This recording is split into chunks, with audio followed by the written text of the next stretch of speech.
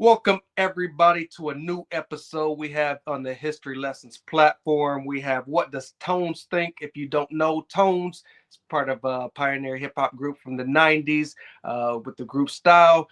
But we're going to go back in time at later date, but we're going to see what he currently thinks about the subjects going on in the world today. For the most part, we want to talk about some older topics, but topics that are going on in 2025. So before we get to that, how was T.O.N.E Z doing? I'm doing good, man. Peace to you, man. Peace to you. Your family good? Everybody good? Everybody's good, man. I can't ask for too much more than that. How about yourself? Man, God is great, man. No doubt. Everything's good. Want to jump into some questions. This one has been, a hot question for the past few years, namely around Hip Hop 50. Was in hip hop. You go way back, especially with your brother, early beginnings. You've seen Latinos in hip hop early on, but for the most part, what are your thoughts on the inclusion of Latinos in hip hop? That we can't have nothing. Like, you know what I'm saying? We got to share it. I can only speak on what I was physically there for, because a lot of people, they got their opinions and respect their opinions, but they wasn't around. So since I kind of grew up in hip hop from the Sugar Hill era, the Grandmaster Flash era, my brother's Treacherous Three era, I can only speak for what I seen. And I remember being in elementary school, and just before Rappers Delight wasn't even out yet. And it was just mainly just tapes and parties and stuff. Well, even before tapes, it was mainly just parties, then tapes. And what I do remember is it just being, a black culture from what I seen and what I heard physically around me. And one thing I will say is that, and I'm gonna touch on this real quick because no one has touched on this as far as I know. There was a lot of racial tension between Black and Puerto Ricans back then in New York. I remember my brother coming home, him and Mo D and LA Sunshine, they was doing live shows, and I didn't understand what hip hop was, and he was playing it on the tape, and it sounded like they were arguing. Like, you know what I mean? I didn't know what was going on, but as the months progressed, I started hearing more music, freestyles, and things like that in live shows. And I do remember them playing, and this is just on my block, the Bronx, New York, 170 West 174th Street, Plimpton Ave, right off Featherbed Lane. That's where we was at. And I remember hearing it, and I remember the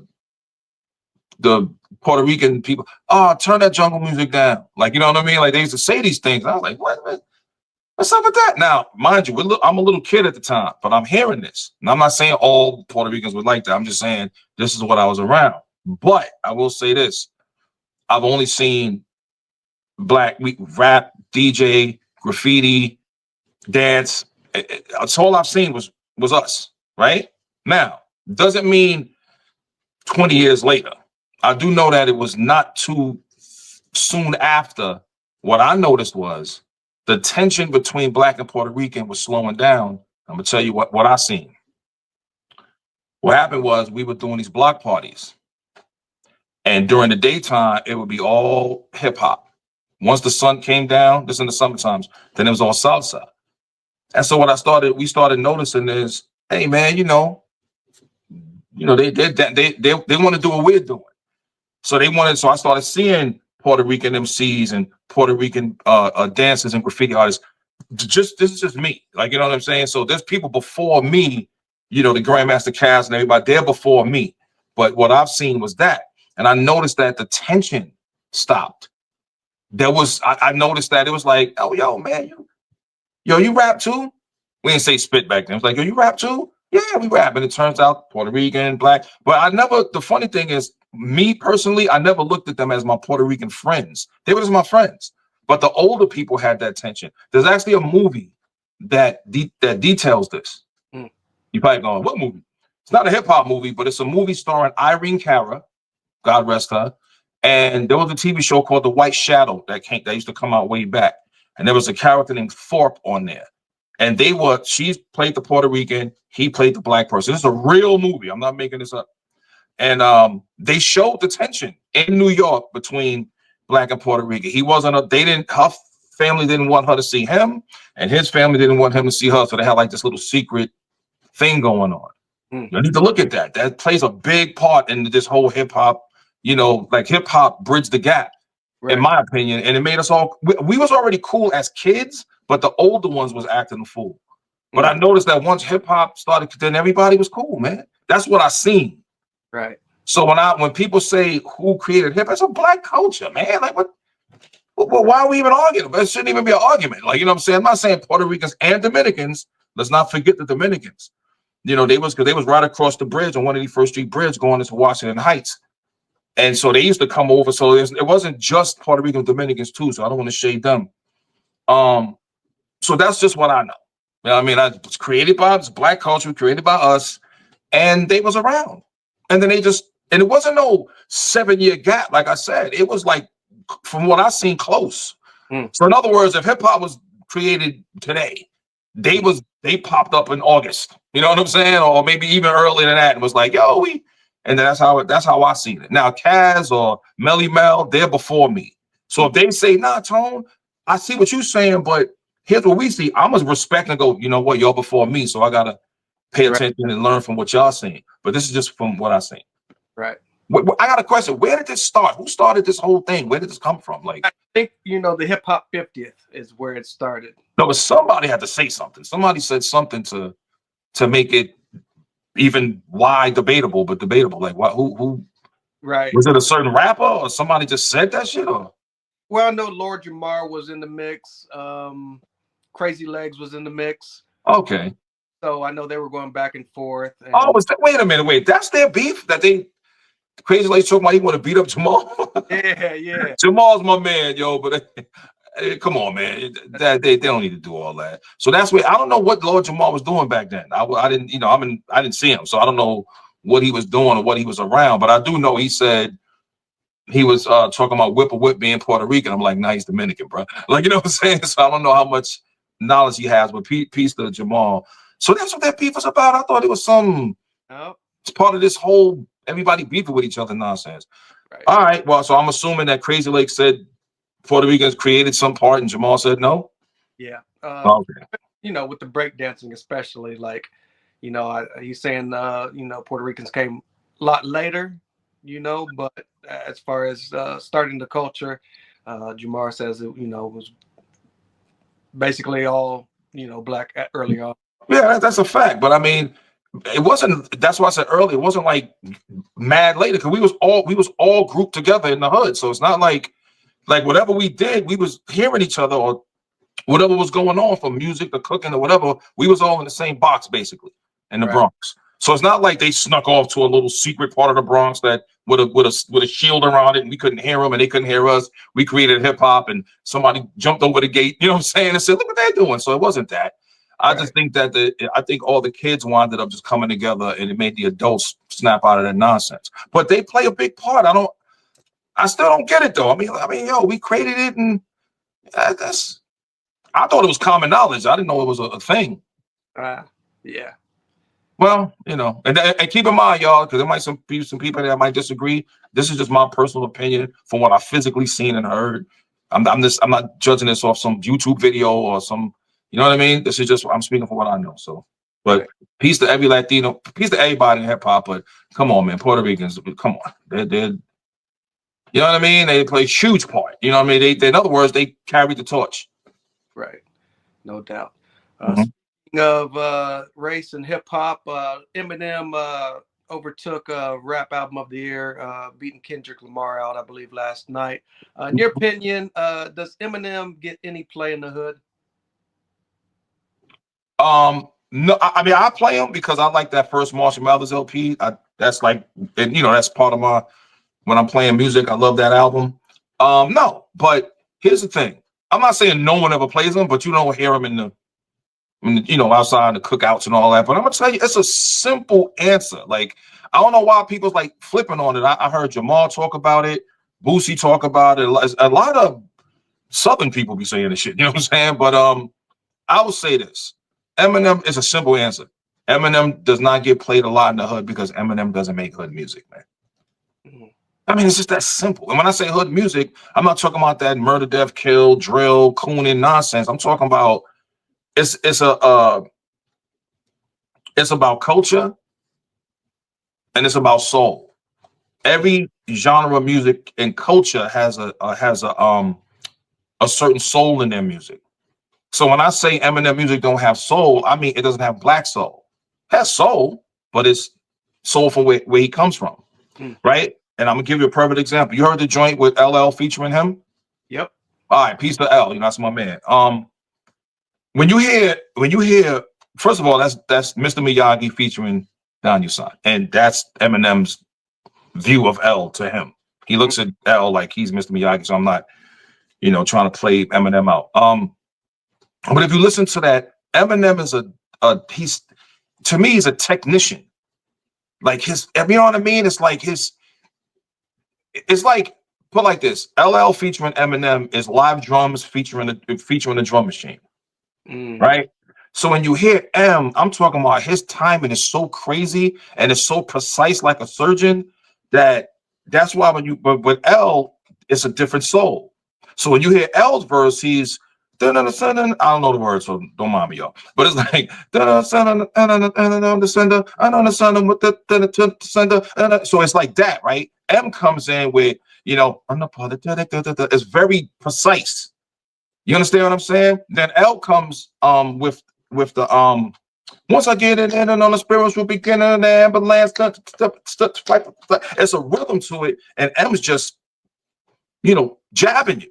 That's all it is. Doesn't mean that it's just that he doesn't. There's no rhythm there. So if you go to a cookout right now, you're not going to hear Eminem. It just unless they play Patiently Waiting with 50 Cent.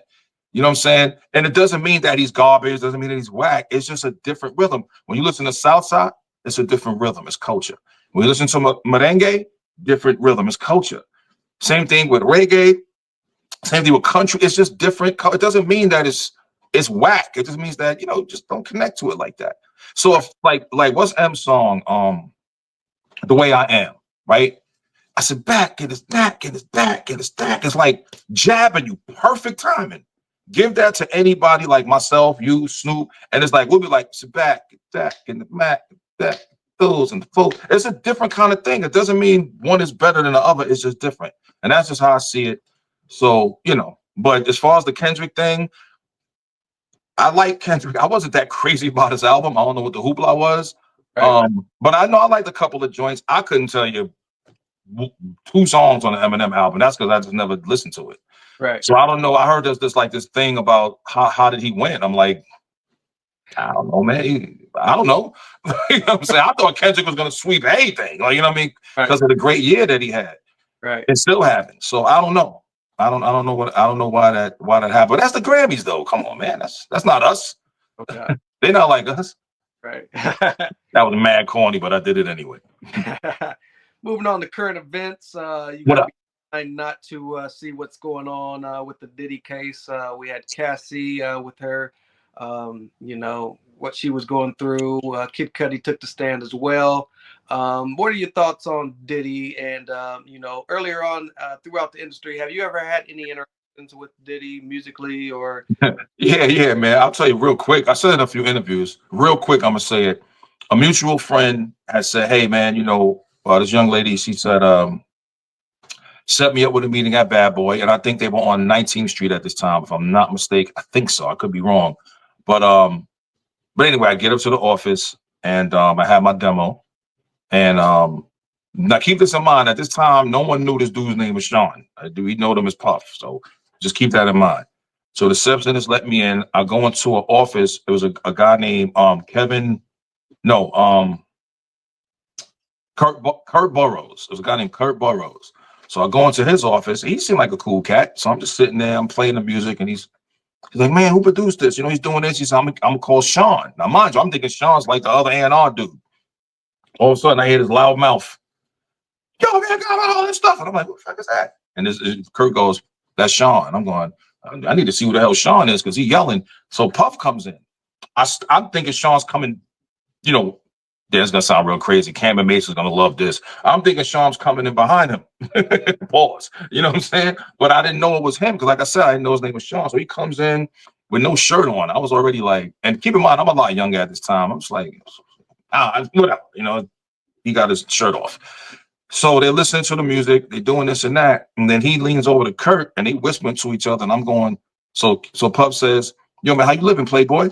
Now, in the hood, when you say how you living, that basically means, yo, you good, you all right, you got money, you straight, or you not. That's what I got from it. I didn't know there was some other meaning behind that until later on. But when he said that, I said, "I'm good, man. What's up?" So the only thing I remember is they started talking about how smooth my skin was. Once I heard that, then the BX came. You know what I'm saying? I'm like, "Yo, man, what the hell you about talking about? Yo, I ain't skin, man, fruity ass." I start wilding out. Security. So I get the, you know what I'm saying? So they didn't come to get me. I left before security came. And I swear it wasn't even a block away. My I had a little burnout, and my cell goes off, and it's our mutual friend. Yo, they told her that I went up there with gang members, and they made it seem like I went up there and caused the ruckus. And so I said, "Nah, man, they was just on some such shit," and I didn't understand what the complexion of my skin had to do with the music, Right. or how smooth my skin was. That was just weird. You know what I mean? But anyway, that was my interaction with Puff. But now as far as what's going on now, I don't know, man. Nobody knows anything. It's just a bunch of people coming out saying shit. I don't know. What we do know is he put his hands on that little girl. You know what I'm saying? And that wasn't cool. You know what I'm saying? I wasn't feeling that. Sometimes I think it's a humiliation ritual / reminder. You know what I mean? Maybe he felt like he was getting too big and he's making money. He's trying to make some moves. I heard about the liquor company, whatever. And you think they just found that tape of him and Cass? They've been had that. They probably was giving him warnings like, "Yo, man, stop the nonsense." And he's feeling he's bigger than everybody, and he's taking, he's popping pills and all that. And they said, "All right." So he paid off Cassie, which that should have been the end of that. And then I don't know what happened after that. They just said, "Let's go get him." I thought that they was going in his crib to get all those little secret little videos that he got of party everybody. Can you imagine who's on them joints? From politicians to so I thought they was trying to dry him out. You know what I mean? Get him away from the pills and all that, and give him half a pill a day, and just tell us where the tapes are, or whatever, But I don't know. I just think it's a bunch of people talking and just saying stuff. Now you got everybody popping up, people that you ain't heard from in 30 years. "Oh man, he touched my shoulder when you know what I'm saying?" Weird stuff. And Gene Dale out here on his Benita Betrell shit. And if you don't know who Benita Betrell is, you might want to look her up. That's Gene. So he's just saying a whole bunch of stuff. And I don't know what the obsession is with this dude, whether he's gay or not. I don't get the obsession with that. I want to know what the crimes are. Like, you know what I mean? It's been 10 days and there's people saying stuff, but I'm like, I'm just waiting for, some kind of solid evidence and either he gonna get locked up or, powers that be, get him up out of there. But I don't know, man. I don't know whether he's guilty of anything other than what we've seen, which was the tape. Right. Why do you think a lot of rappers are turning into a bunch of Benita Betrayals at this point? You caught on. Because, there's this myth going around that they're telling artists music is dead. You can't make the money on music, which is the dumbest thing I ever heard in my life. I mean, how could you possibly say that when you hear music all day long? What's that? That's the dumbest thing. So I'll say, "Oh, you don't make money on music anymore." Yes, you do. You know who's the teacher of this and who's really doing it below the radar, or people just ain't catching it? All these YouTubers. All these YouTubers that got millions of subscribers, comments, and all kind of crazy stuff. If you notice, what's the intro to this show? Them making a song. They're all rappers. Well, not all of them, majority of them are rappers. Right. So because they got content, they've got maybe some video game channel or whatever, they still putting out music. In movies you hear music, commercials you hear music. Come on, what are you talking about? I don't know. That's just, so I think some of these guys are they just want to tell stories because people want to know. I don't know. So a lot of these rappers are just talking. I wish they would make music. Right. You know what I mean? I wish that these people that are just doing this is just put out some music, man. Because if you keep talking about the same situation for 20 years or the same dude for 20 years, something ain't right, man. Right. I mean, think about that for a minute. You talk. I always want to know what the end game is for all of these dudes. All of the guys going at Joe, Fat Joe, all the guys going at Jay, and all from Dana. What's the outcome? You just want people to know your side, and then what? They still making moves. Because over 20 to 25 years, while they sitting around mad at them for whatever reason, they've been living their life, making moves, going platinum, getting married, having kids, and he motherfuckers just online like, yo, man, 23 years ago, man, he like, come on, son. Like, you know what I mean? Right. So, you know, that's why I think a lot of them just say, you know what, I'm just gonna start a channel and I'm just gonna talk. But there'll be people that want to know. They're gonna tune in. Right. If they hear Spanish, they call it porchinche. That's basically gossip. Right. You know what I mean? So I think that's why they do it, because some of them are under the belief that they can't make money on music anymore, so they just become Benita Betrayals. Seeing as how social media has taken over, are there still street codes in hip hop? There ain't never been a street code in hip hop. I don't know why they even. I think I always tell. Karis once said something one time when people was like, "Yo, hip hop is messed up." And no, hip hop. He said hip hop is fine. It's rap that's messed up. He's talking about the MCs. I think one of the worst things that ever happened to hip hop is bringing that shucking and jiving, cooning, tap dancing, yazza balls, and nonsense street code into. What the hell does a street code have to do in hip hop? Now, some of the comments may be, "Oh, but these rappers pretend to be, you know, thugs and gangsters." I mean, you think Arnold Schwarzenegger was really out there blowing people up? They actors. Special Ed made a song called "I Got It." Shout out to Ed. Same called "Got It Made." He shot the video on the junkyard. So come on, you know what I'm saying? So I think that's the worst that had happened. There ain't been no street code on the streets, let alone hip hop. Everybody talking. You just asked me the question a little while ago. Everybody's talking. Everybody. All the. First of all, I would have never known any crimes these dudes did unless they didn't just tell everybody. Right. So instead of blaming Vlad like people do, say next question. But they be like, yo, you know, it's been 10, 15, 20 years, so statute of limitations, so I could tell you what happened. And then they tell you, well, I was on 103rd Street, and I was at this building, 555, and apartment 4B, and then the other thing happened. The feds hear that? Oh, something else happened in that building at the same time. You get his ass back in here. You never know. You know what I'm saying? So, and they're still name dropping. Name dropping. They giving blood type, DNA, what they have for breakfast. They telling everything, bro. For real. So they ain't no street code. I never believed in street code. Now I will say this: when you look at somebody like Bobby Shmurda, right? They say, "Oh, he kept it gangster." I go, "Nah, man, that's not gangster." They go, "What do you mean?" I said, "He took responsibility for what he did. That's called responsibility, bruh. That's not gangster." He just say, "Yo, man," and then he took some time for his mans. That's just him saying, "You know what? I'm gonna hold him down." But he took responsibility for what he was accused of. Right. You know what I mean? That's all that is. But they ain't no, like, I heard the Young Thug, out of all people, we ain't forget about them dresses, bro. But Young Thug calling Kid Cudi a snitch. Right. All right. You know what I'm saying? Like, come on, man. So anyway, back to your original thing. They ain't been no street code in hip hop. They ain't been no street code in the streets, as far as black people concerned. Is there any money left, you think, still in hip hop? Tons. Like I said, any artist that's watching this, please follow me. Even if you unfollow me after, follow me and hit me up and ask me some questions, because I be telling people the way I get my dough, my bread, TV and movies, man. TV movies, TV commercials, and other countries. Don't just focus here.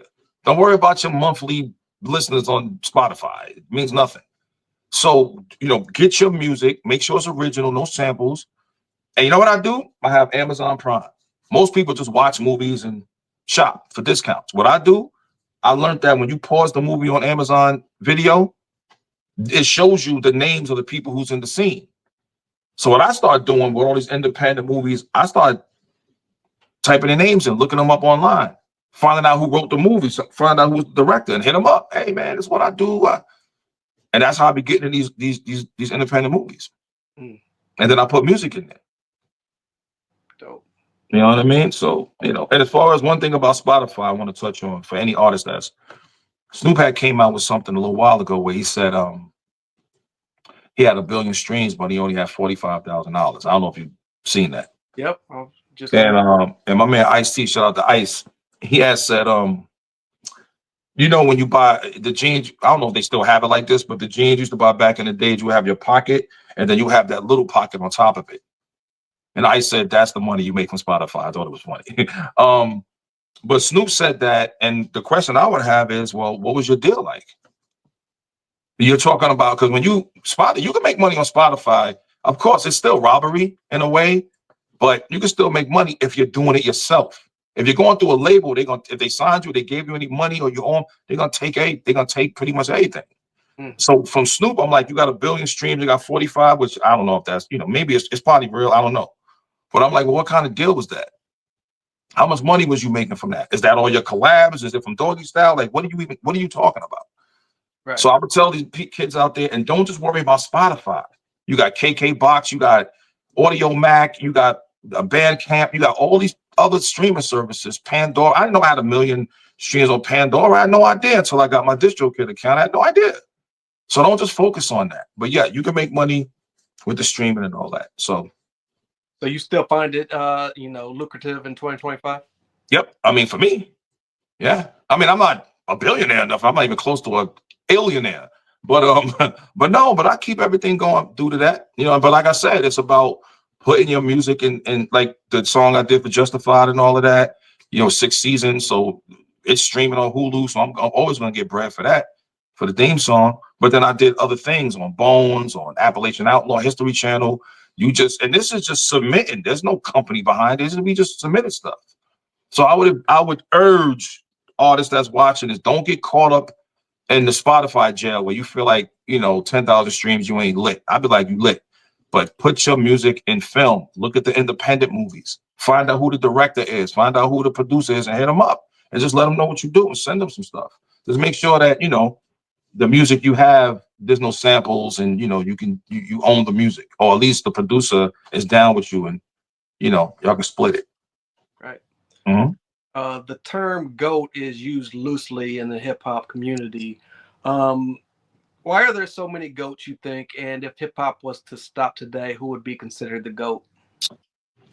First of all, that is funny. That's like having a game and it's like 7 MVPs. Like, you know what I'm saying? So, but I'd leave it up to hip hop to call everybody GOATs. I don't know. Well, they had asked Chuck D about this years ago, and he said it's impossible to know that unless hip hop just stops. Then you can go back and say, okay, who was the guy that was doing it and killing it? And that thing, I think I'm saying it because that's my man's, but I would say the only one that could arguably be considered that would be LL. 40 years and you still doing your thing. Right. Now people may say, oh, but so was this rapper and that rapper, but they weren't that successful with it. It's like they're still rapping, but you got to be super underground to know about them. You know what I mean? But somebody who's been doing it this long and still relevant, still killing it. And plus when people say who's the greatest, I got to go from the days when people say who's my top 10, I always say from when. You talking about from the past 10 years? If it's the beginning of hip hop, none of these cats will be mentioned until we get past at least 40 MCs. Right. You know what I'm saying? So I can't, you got to tell me from when, but I would probably say L's probably the one that could probably, I mean, if it stops right now and that's it, you know what I mean? I would say, nah, he probably could hold it down. Right. Do you think our legends are respected? No, not by the youngins. Of course we respect them. I think it's because a lot of the OGs in hip hop, they would just shit on all the young rappers all the time, talking about how whack they are. Because you don't know that MC, like for all we know, and I'm just using this guy as an example. I couldn't tell you. I know his name, but I don't know his music. But it's a guy named Uzi Vert, right? Lil Uzi Vert, right? How do we know his uncle wasn't a big fan of Furious 5? But then Uzi goes, really? And then he looks at the Furious 5 interview and they talking about how whack the new rappers are and you're terrible and y'all owe us money. That might be why they're not really rocking with them like that. In some cases, you know what I'm saying? But I don't think they get it. Nah, they don't get the love. Nah, I think, like I said, L's doing it with Rock the Bells. He's showing them a lot of love. You know what I mean? Giving all like Kaz and Sha Rock, shout out to Sha Rock, giving them radio shows and platforms and stuff. But no, I don't think no, not at all. You talked earlier about movies and songs being included in movies. Can you talk a little bit about what you have coming up in the future and what you got going on right now? Well, right now I have a documentary called The Parallel. It's a documentary I put together on me, executive produced by me, my good friend Graham Yost. He was behind Justified. He's behind a lot of shows on FX, and well, he's just one of them. That's my man. You know what I'm saying? But he's got a ton of shows. Look him up, Graham Yost. Look him up. And a woman named Diane Gambala, and we, came together to do this. It's 7 different things. It's suicide, depression, drug abuse, child abuse, domestic violence, if I didn't say that already, bullying. But the thing is when I say mental health, I don't mean it in a bad way. And I say this in the documentary. It's like when you hear mental health, you think something's bad, something's wrong. You know what I mean? Like, you ever notice that when somebody in this industry, like they snap up out of whatever they caught up in and they start seeing things around them, and then they go online and start telling people about the evils in the game. You go on the radio and the first thing they say is, we really must take a look at our brothers and sisters' mental health. Why you got to say that? You know what I'm saying? Like, so they using it as like I don't know, like to just label somebody. I think that people get it mixed up with mental illness. So this documentary is dealing with a lot of that. What I did was I had a lot of different people from executives in Hollywood. My man Michael T. Williamson, I think he has a movie out right now called Kid Rodeo. Gotta check that out. And like I said, Graham Yost and just some of my friends and people who just film themselves telling their story. And I'm editing it, I'm putting it together, but I also have some solutions in there. So that's what's happening right now. That's what I'm mainly focused on. I'm in a movie called Blood on the Bleachers too. I'm not sure when that's dropping, but I know the premiere was early this week out in Kentucky. It's called Blood on the Bleachers. So I'll send you some links, when it's out. And yeah, basically I'm just into like the movie TV thing, man. Right. You know what I mean? I'm not even doing any shows this year. I want to do a tour with my documentary, which will be free, by the way. The documentary, I'm not trying to make money on people's pain. Like, you know what I mean? That's weird to me. So it's going to be free. It's not even going to be monetized on YouTube or nothing, but I want to do like a listening and speaking tour. Listen first, speak after. You know what I mean? Whether it's schools, whether it's wherever it's at, I just want to do something like that as opposed to just, I could do a song or something, but you know what I mean? I just rather do that. So that's what's happening right now. Any new music on the horizon? Yeah, I got a joint called Do It For Me, man. Yeah. My man, he overseas, man. He got me this beat. It'll be out June 27th. June 27th. It's called Do It For Me. Very dope. And if you didn't know, your debut album turns 35 this year with Style. Any thoughts, any plans on celebrating that 35th anniversary? Well, I don't know. I was going to do 20 push-ups, but you said 35 years ago, I might do 6 on the knee type shit. Until you said that, I wouldn't even think about it, but I guess I might. Wow. I got to hit Fred Mineo up from Select and be like, yeah, I got to hit him up. Because I get that back, right? Right. After 35 years, I get it back. That's right. Yeah. So I got to hit my man Fred. Fred's my man, though. We'll work it out. You know what? I just might. Now that I swear, that's weird that, that's you a hip hop head, and I ain't even think about that. That's crazy. But I'm gonna hit up McNice and see. That's DJ McNice, who was the DJ on the album, and maybe we could do something. Absolutely. Well, Tones, I want to thank you for your expertise. We're going to have many more of these. What does Tones think? This has been episode 1. Mm-hmm. Last words for your supporters coming up. Yeah, y'all. This is just in my little twisted brain. Don't mind me, man. Like, you know what I'm saying, man. I got a different way of looking at things. But thank you, man. I know we've been putting this off for a little bit, but it's good to be back here, man. But a month, man. I put like this, even if ain't nothing happening with me, there's gonna be something happening. Right. Absolutely. You know what I mean? But I hope it's not just every month a bunch of Benita Betrell shit.